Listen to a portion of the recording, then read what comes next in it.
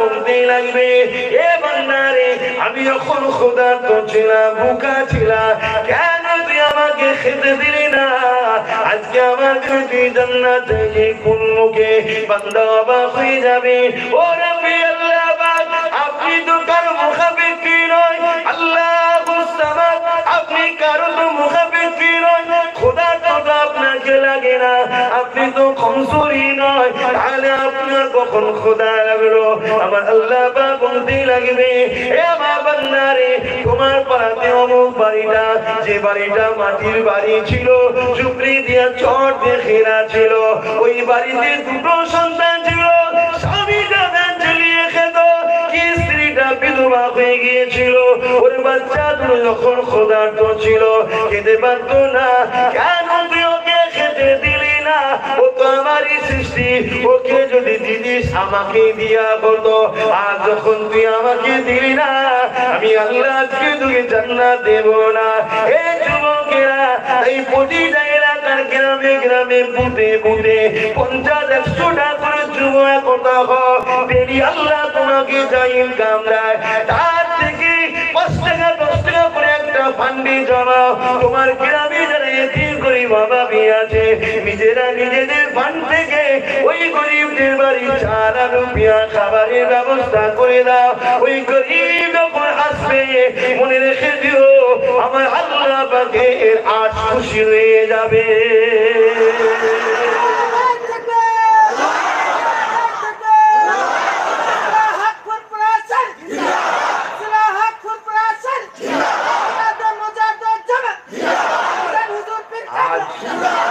আজ তো গরিবকে দেখা দূরের কথা, গরিবকে আমরা সবাই মিলে লুটছি, সত্য না মিথ্যা?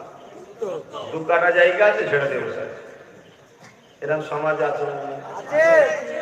বেচারি দেখা যাচ্ছে কোন রাখার জায়গা ছিল না, ভ্যানটা হয়তো রাস্তার একটু সাইডে ছিল, কেউ বড় গুণ সুইতে ভ্যানে ভরে দিচ্ছে, এ আছে না? নাই। বড় লোক রাস্তার উপরে গাড়ি দাঁড়িয়ে থাকলো, পিছনে এসে দাঁড়িয়ে আছে, সাহস না একবার হরেনটা দিলে বলার, বড় লোক কি গো ভুল বলছি?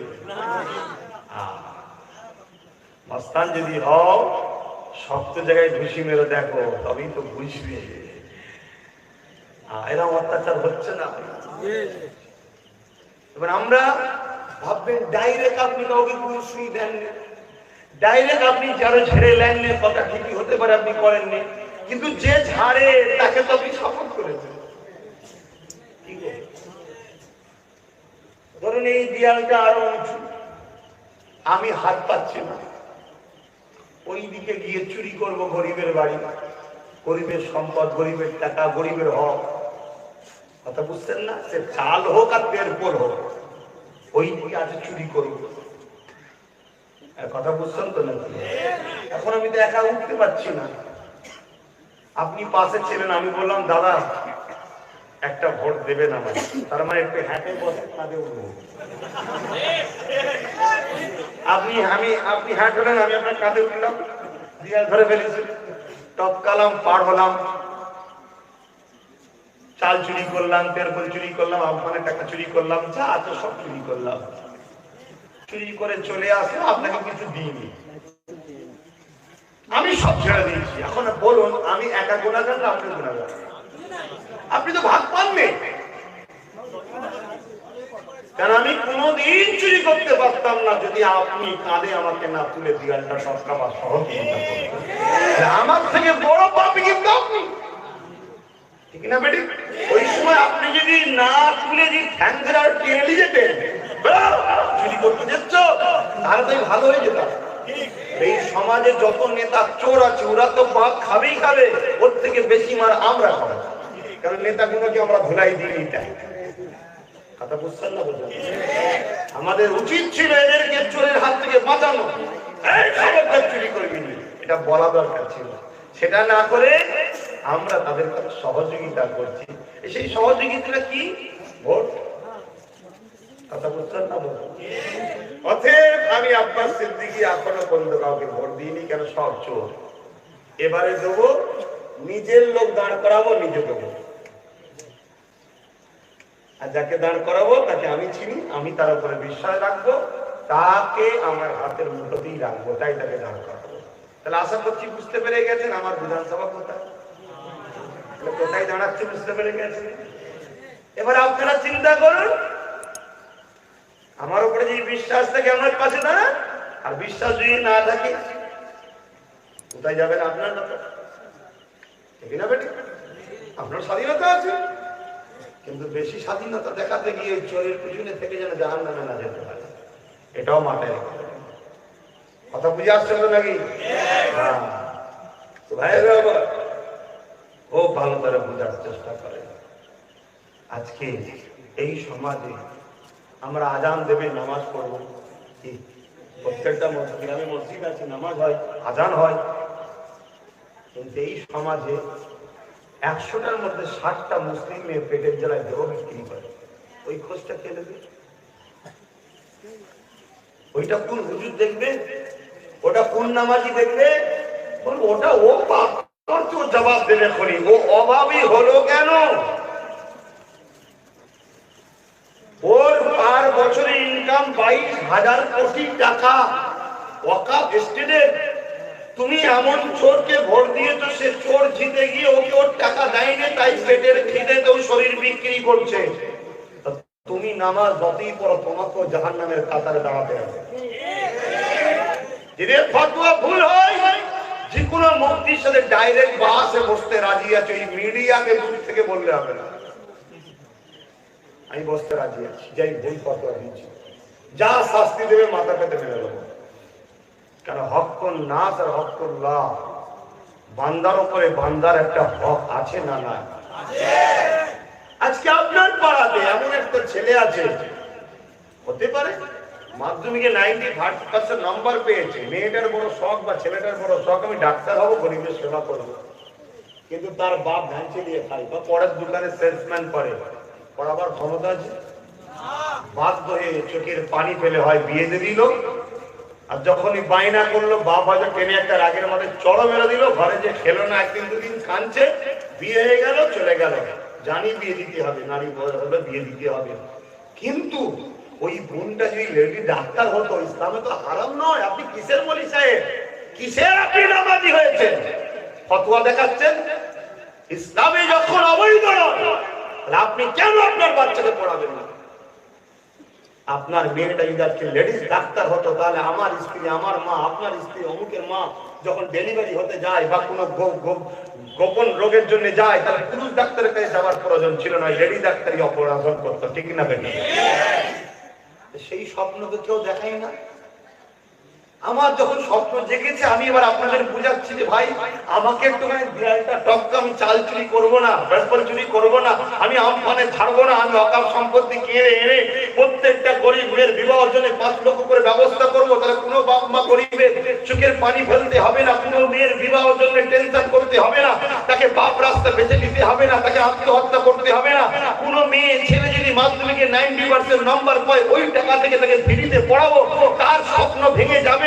কোন গরিব যদি ছেলে, যুবক ছেলে বেকার ঘুরছে, কাউকে একটা কাপড়ের দোকান, কাউকে একটা চায়ের দোকান, কাউকে একটা মুদিখানার দোকান, কাউকে একটা গাড়ি কিনে দেওয়া, বিভিন্ন কর্মসংস্থান করে দেওয়া, যাতে করে তাদের সে প্রতিষ্ঠিত হয়ে যায় জীবনের মতো, এই সমাজ যাতে ভিখারি থেকে মুক্তি পায়, এই ব্যবস্থার চিন্তা যখন আব্বাস সিদ্দিকী জেগেছে, এই বাংলার একজন মুসলিম সুরাতে মুনাফিক তারা আমার বিরুদ্ধে আজকে আওয়াজ তুলছে, এই জায়গায় যারা আমাকে পছন্দ করেছে তাদের প্রত্যেকের কাছে আমার দায়িত্ব, আপনারা কমসে কম প্রত্যেকে আমার মতো মুখর, প্রত্যেকে নিজেদের মা বাপ, আত্মীয় স্বজন, পাড়া প্রতিবেশী সবাইকে বুঝান যে অনেক দেখেছি একবার দেখবো ঘরের সন্তানটাকে, ঠিক না বেটি? দরকার আছে না? না, ঠিক আছে, বিজেপি চলেছে। যা বলছে ভুল কিছু নয়। সত্যি আমাদের ঘরে কংগ্রেস বেরিয়েছে, সত্যি আমাদের ঘরে 34 বছর বাম শিক্ষা থেকে পিছিয়েছে, সত্যি দিদিমণি যা ওয়াদা করেছিল পালন করেনি, উপরন্ত ভেতরে ভেতরে আরএসএস বিজেপির অনেক অফিস লোককে নিজের কারখানায় তৈরি করেছে, সবই ঠিক আছে, ভুল কিছু নয়। তবে এমন একটা সময়, এ সময়ে আব্বাস সিদ্দিকী যদি ভোটটা ভাগ করে নেয় তাহলে বিজেপিটা চলে আসবে। আমার শিক্ষা নেই, 8 ফেল 4 ফেল, সংখ্যা সমাজে 100 থাকলে 90টা 8 ফেল আছে, 7 ফেল আছে না?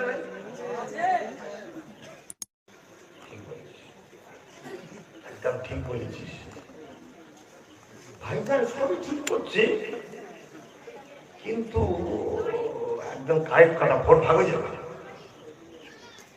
তাহলে ভোট ভাগে কি করতে হবে? না, এক কাজ কর, ও পরে দেখা যাবে ওখানে ভাইজানের কথা, এবারে একটুখানি যে আছে তাকেই দেখতে হবে। দেখেন জাঙ্গিপাড়ায় আপনার ভোটে জিতবে, জিতে বিজেপিতে যাবে, তখন কেমন হবে? কথা বুঝছেন না? বোঝেন না? আজকে যখন এটা মাথায় ঢুকেছে, আমি অপরদিকে বলি জাঙ্গিপাড়াতে আপনার ভোটে জিতবে, জিতার পরে বিজেপিতে যাবে। কথা বুঝে আসছে না? আমি তো মাঝে মাঝে অবাক হয়ে যাচ্ছি, একটা একটা একটা একটা করে দিদি কেন পাঠাচ্ছে? এই 5টা পাঠালো, এই 2টো পাঠালো, এই একটা পাঠালো, এই করলো, এইভাবে না পাঠিয়ে একেবারে পুরো দলটাই বিজেপিকে দিলে তো মিটে যায়। টিএমসি দল থেকে সবটা বেরিয়ে বিজেপিকেই চলে যাচ্ছে, তো একটা একটা করে না যে সব একসাথে চলে গেলেই তো মিটে যায়। কিন্তু না, দুটো পার্ট করতে চাইছে। নোটটা বিজেপি পাক, খুচরোটা যেন আমার কাছে থাকে, আর বাকিগুলোর হাত খালি করে দাও। কেন কারো হাতে যদি খুচরো থেকে যায়, ওই খুচরো জমিয়ে জমিয়ে 1 কোটি হয়, ঠিক না বেটি? হাতে খুচরো নিয়ে এলাও, নোটও নিয়ে এলাও, ওদেরকে খালি হাতে ফেলে দাও। এটা হচ্ছে পলিসি।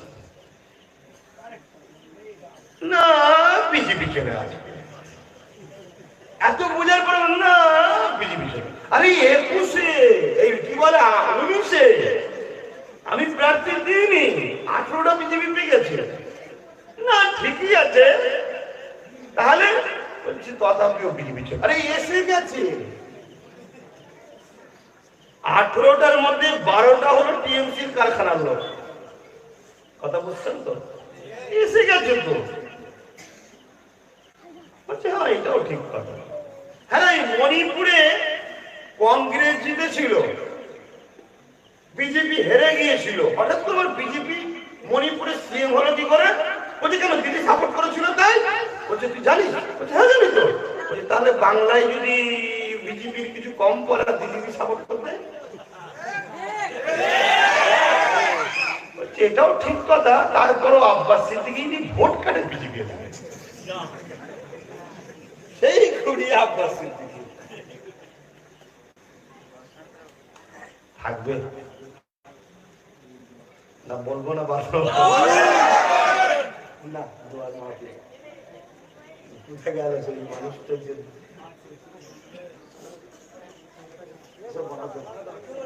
হ্যাঁ হ্যাঁ, আপনারা সব জেনে গেছেন,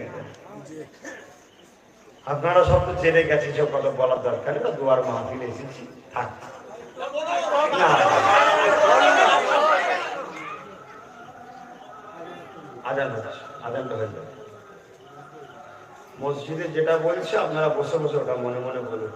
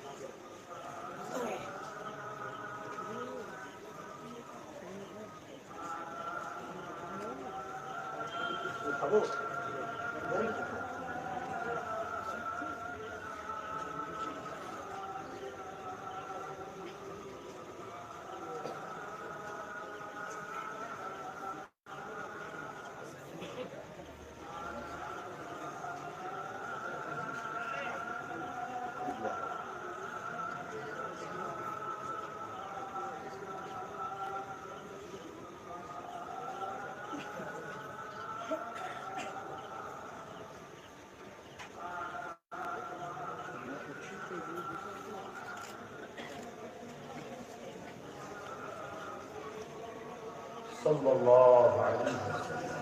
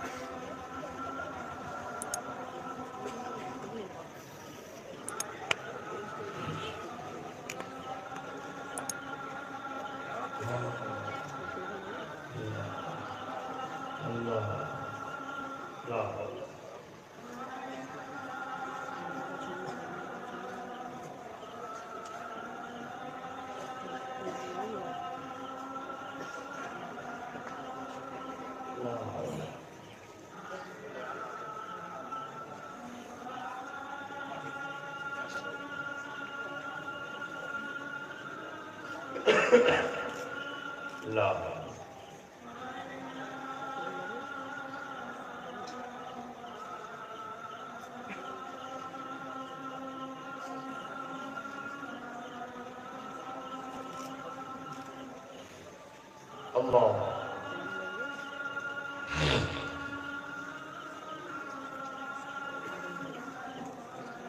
Allah.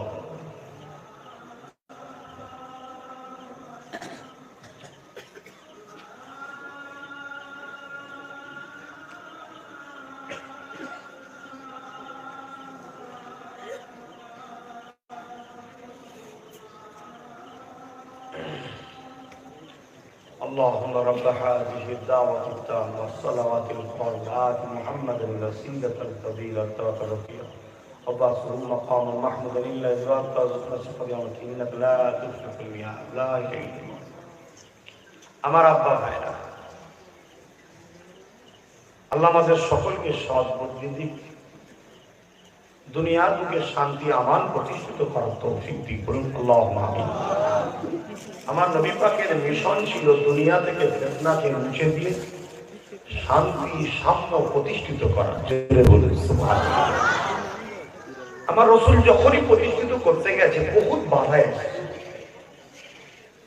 আল্লাহ রাসূল নিজে রাষ্ট্র নায়ক হলেন, শুনছেন? নবী রাষ্ট্রে নিজে রাষ্ট্র নায়ক হলেন, অর্থাৎ দেশের প্রধান হলেন, রাজ সিংহাসন দখল করলেন। সেই রাজ সিংহাসনে নবী বসে শান্তি আমান ন্যায় সত্য প্রতিষ্ঠিত ব্যবস্থা আইন চালু করে দিলেন। জোরে বলুন সুবহানাল্লাহ। সেই নবীর গোলাম আমিও দেখছি সমাজে লুটপাট দাঙ্গা ফাসাদ ফিতনা জুলুম অত্যাচার রাহাজানি বের ব্যভিচারী ভরে গেছে, গরিব দেখার কিরদার বানানো হচ্ছে। এটাকে পাল্টাতে গেলে এটাকে চেঞ্জ করতে গেলে আমারও টার্গেট রাজ ক্ষমতা দখল করো করে সমাজের দিকে ন্যায় সত্য সম্প্রীতি ভালোবাসা ভ্রাতৃত্ব আমান প্রতিষ্ঠিত করা, এটা আমার লক্ষ্য। ভুল করছি? একটু হাত তুলে বলবেন ভুল করছি? আমার রাসূল পাক সাল্লাল্লাহু আলাইহি করেছেন। এবার নবী 100টা করেছেন, আমি গুনাহগার হয়তো 100টা করতে পারবো না, চেষ্টা করে 10টা করলেও তো কাজ করলাম নাকি, সব তো পাবো। এই জায়গায় আপনাদের আমার সাথ দেওয়া দরকার আছে না নাই? আপনাদের ব্যাপার যদি থাকে দেবেন ইনশাআল্লাহ। আর একটা শেষ কথা বলে যাই, আমার সম্বন্ধে কিছু মানুষ প্রচার করছে কয়েকটা কথা, তার মধ্যে একটা কথা যে আব্বাস সিদ্দিকী যা করছে পুনরায় আবাসে আমাদের সঙ্গেই জোট করে নেবে জিতার পরে। তাদেরকে একটা কথাই বলবেন, নেবু তেতো হয়ে গেলে খাওয়া যায় না। দ্বিতীয় নম্বর, তারা প্রচার করছে আব্বাস সিদ্দিকীর সঙ্গে বিজেপি সম্পর্ক আছে, তাদেরকে বলবেন রেল মিনিস্টার কিন্তু মমতা ছিল বিজেপির দলের, আব্বাস সিদ্দিকী না। তাদেরকে বলবেন মণিপুরের সরকারে বিজেপিকে সাপোর্ট দিদি করেছিল, আব্বাস সিদ্দিকী নয়। তাদেরকে বলবেন 2002 গুজরাটের দাঙ্গায় মায়ের পেট থেকে বাচ্চাদের বার করে তরওয়ালে যারা তুলে মেরেছিল তাদেরকে ফুল পাঠিয়েছিলেন বাংলার নেত্রী মমতা, আব্বাস সিদ্দিকী নয়। 2003 তাদের ইনভাইটে গিয়ে তাদেরকে দেশপ্রেমী বলে আখ্যা দিয়েছিল যিনি, সেই দাঙ্গাবাজ গুলোকে তিনি বাংলার নেত্রী, আব্বাস সিদ্দিকী নয়। আপনি তাদেরকে বলবেন 1998 অটল বিহারী বাজপেয়ীর হাত ধরে বাংলার জন্য যে জোট করেছিল লালকৃষ্ণ আদবানি বলেছিল ঐতিহাসিক জোট, এটা আব্বাস সিদ্দিকীর হাত ধরেনি, বাংলার নেত্রী মমতার হাত সেটা ছিল। তাদেরকে বলবেন এই বাংলায় ওয়াকফ সম্পত্তির জায়গায় জোট করে বিজেপির পার্টি অফিস করেছে, আব্বাস সিদ্দিকী নয়, টিএমসি গভর্নমেন্ট করেছে, তাদেরকে বলবেন। একটা শেষ কথা বলে যায়, বোকার মতো যারা ভুল করছেন এই দলের হয়ে তাদেরকে বলে যায়, একটা সময় ছিল বুদ্ধদেবের হয়ে অনেক লোক মারপিট করেছে, বুদ্ধদেবের হয়ে অনেক আন্দোলন করেছে। আজকে কিন্তু সেই বুদ্ধদেব ঘর ছাড়া নয় বা কোনো সমস্যায় জেলেও তো নয়, কিন্তু যারা বুদ্ধদেবের হয়ে করেছিল তারা কিন্তু আজকে ঘরও ছাড়া জেলও খাটতে বিপদে আছে। আজকে যারা দিদির হয়ে করছো তৈরি থেকো, দিদি ঠিক রয়ে যাবে, তোমরাও কিন্তু জেল ও ঘর ছাড়া হয়ে যাবে। সময় থাকতে থাকতে পরিবর্তন হয়ে যাও, পুরো চুপ হয়ে যাও। ভালো জনে বলছি পুরো চুপ হয়ে যাও। কেন? সামনের দিনটা খুব ভয়ানক দিন আসছে। ঘরে সন্তান আছে, স্ত্রী বাচ্চা আছে, ভালোবাসি বলে গেলাম, চুপ হয়ে যাও। মনে রেখে দেবেন আপনাদের পাশে যে টিএমসির জন্ম দিয়েছিল, আজকে সে দল থেকেও বাদ এবং ঘর থেকে বেরোনোটা সমস্যা। শিক্ষাটা আজ যদি দাদাগিরি দিচ্ছেন, কালকে আপনার সঙ্গে ওটা হবে। কেন? আপনি মুসলমান, এটাই হচ্ছে শেষ কথা। অতএব মুসলমান আপনি লাঠিয়াল, মুসলমান আপনি গুন্ডা, মুসলমান আপনি বোম মারবেন, মুসলমান আপনি খুন করবেন, মুসলমান আপনি বুদ্ধগোল করবেন, মুসলমান আপনি মাথা ফাটাবেন, মুসলমান আপনি এই করবেন, মুসলমান আপনি আমাকে ক্ষমতা দিয়ে আসবেন, আমি এসে আপনাকে জেলে ভরবো, এটা হলো আমার কাজ। আর মুসলমান তোমার আমার হয়ে লড়াই করে, মার্ডার করে, খুন করে নিজের কমের ভাই এবং নিজের দেশবাসী, হিন্দু, দলিত, আদিবাসী সবার উপরে জুলুম করে তারপরে জেলে যাওয়াটা হলো তোমার কাজ। কথা মাথায় ঢুকছে? অতএব এই ফিতনা ফাসাদ টোটাল বন্ধ করুন। যার যাকে ভালো লাগে অন্তরে রাখুন, চুপচাপ রাখুন। দিওয়ালি কাজ ঝান্ডা ধরা নিয়ে বেশি হুড়োহুড়ি করবেন না। দিওয়ালি কাজ ঝান্ডা ধরা নিয়ে বেশি হুড়োহুড়ি করবেন না। ওকে দেখাতে হবে, ওকে পাল্লা দেবো, ও একটা করেছে আমি করব, ও খিচুড়ি করে খাইয়েছে আমি বিরিয়ানি করে খাওয়াবো। রেসা রেসি পছন্দ করি না, কারণ ইসলাম পছন্দ করে না। আপনি অন্তরে রাখুন, ঠিক সময় ঠিক জায়গায় ঠিক টাইম আপনি কাজ করে বেরিয়ে চলে যাবেন, কেউ বুঝতে পারবে না। রেজাল্ট যখন বেরোবে দেখবে সব সাদা হয়ে গেছে, ব্যাস মিটে গেল। অত হুড়োহুড়ি করার কিছু দরকার নেই। তবে একটা কথা আমি বলে যাচ্ছি, এই কথাটা আমার ভাই হিসাবে ভাইকে, ছেলে হিসাবে বাপ মাকে, ভাই হিসাবে বোনকে, নিজেদের একটা দল বা কিছু থাকা দরকার। এবারে সেই জায়গায় আমার দলের সঙ্গে কেউ যদি জোট করতে চায় ওয়েলকাম, কিন্তু একেবারে তারই দাদাগিরি চলবে, তাহলে জোট কখনো সম্ভব না। কথা বুঝে আসছে না? তোমাকেও ভাবতে হবে, আমাকেও ভাবতে হবে। ভেবে যদি একটা নিউট্রাল জায়গা তৈরি হয় হতে পারে, কিন্তু জোটের নামে যদি তুমি মনে করো যে আমার ভাঙা ঘরকে আমি রুখবো, তোমার ঘরটা ভাঙতে 10 মিনিট সময় লাগবে না। কেন? যা করেছো 74 বছর তোমরা, সব ইতিহাস আছে। অতএব সব ভুলে গিয়ে বৃহৎ স্বার্থে একটা আপাত সমঝোতা করার দরকার আছে। তাই আমি ঘোষণা দিয়েছি, ঠিক না বেটি? কিন্তু কেউ যদি আমাদের স্বরে পছন্দ না করে, কেউ যদি মনে করে যে না আমি বিধবা হই হব, সতীনের ঘর করতে দেবো না, কথা বুঝতে লাগবে, আমি বিধবা হই হব, সতীনের ঘর করতে দেবো না, এরকম লোক আছে না? মানে আমি হেরে মুছে যাই যাব, মোল্লা একজন নেতা হয়ে যাবে, এটা হতে দেবো না, এরকম মাইন্ডের কিছু লোক আছে না? আমি হেরে ভূত হয়ে যাচ্ছি, বুঝতে পারছি হেরে ভূত হয়ে যাবে, তারপরেও চিন্তা করছি তো প্রায় 40-50টা পেয়ে যাবে, 40-50টা এমএলএ পেয়ে গেলে 20 সর্বনাশ, ও তো 26 না হয় 31-এ বাংলা সিএম হয়ে যাবে। অনেক দুরন্ত হচ্ছে, বুঝতে পারছেন না? বান্নে এইরকম যদি নোংরা মন থাকে, তাহলে আমরা একা লড়াতেই যথেষ্ট, ঠিক না বেঠিক? আমি বিদায় নেব, নিবার আগে ছেলে হিসাবে ভাইয়ের কাছে, বাপের কাছে, ছেলে হিসাবে মায়ের কাছে, ভাই হিসাবে ভাইয়ের কাছে, বোন হিসাবে ভাই হিসাবে বোনের কাছে একটা কথা বলতে পারি তো, 2021-এর নির্বাচনে জাঙ্গিপাড়াতে প্রার্থী দিবার চিন্তা ভাবনা নিয়েছি, দেবো না? কারা কারা দিতে বলছেন একটু হাত তুলে দেখাবে। এই কথাটা ঠিকই তো নাকি? আপনাদের কাজ হলো, আপনারা শোনেন, যদি মনে করেন তাহলে একটা আমার ছেলে আশা করতে পারে তো, আমার বাপ মারা আমাকেই দেখবে, আমার ভাই বোনেরা আমাকে দেখে আশা করতে পারে তো নাকি? বা সেবারে কাকে করব সেটা আপনার দেখার দরকার নেই।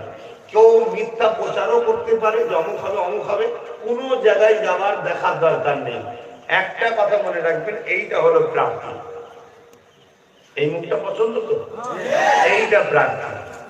যা সমস্যা হবে, সুবিধা অসুবিধে বেশি দূর ঘর না, আমার কাছে যাবেন, আমি সমাধান করব। যদি বিশ্বাস হয় তাহলে আমি যেটা বলবো সেটা আপনারা 2021-এ শুনবেন, আর কথা নাই। ইয়া নবী সালাম।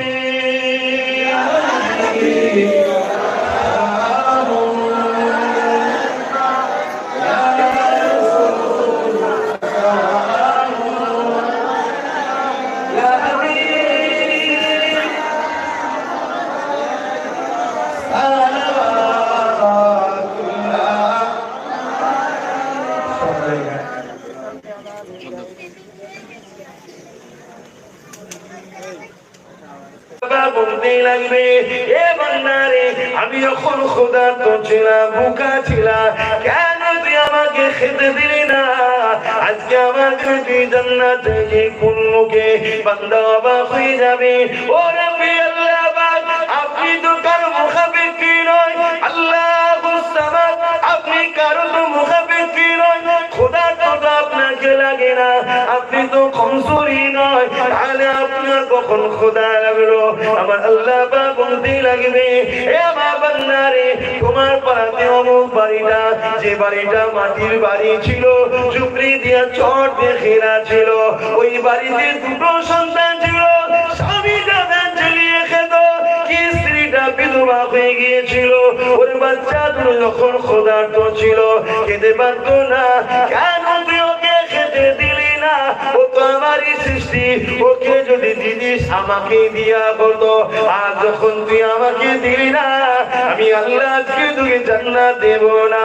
এই যুবকেরা, এই প্রতিটা এলাকার গ্রামে গ্রামে বুথে বুথে 50-100টা করে যুবক কথা হয়, আল্লাহ তোমাকে যা ইনকাম দেয় তার থেকে 5 টাকা 10 টাকা করে একটা ফান্ডে জমাও। তোমার গ্রামে যারা এতিম গরিব অভাবী আছে, নিজেরা নিজেদের ফান্ড থেকে ওই গরিবদের বাড়ি 4 রুপিয়া খাবারের ব্যবস্থা করে দাও। ওই গরিব